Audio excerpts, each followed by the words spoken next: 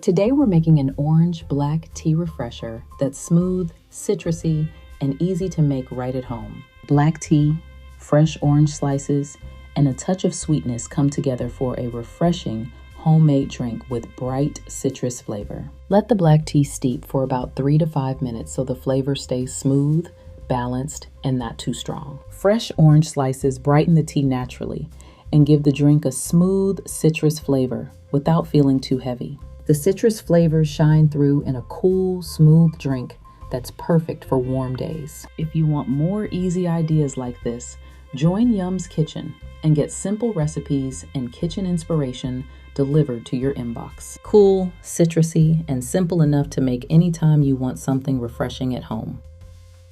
Before you go, tell me in the comments, what do you think are my 3 favorite ingredients to cook with?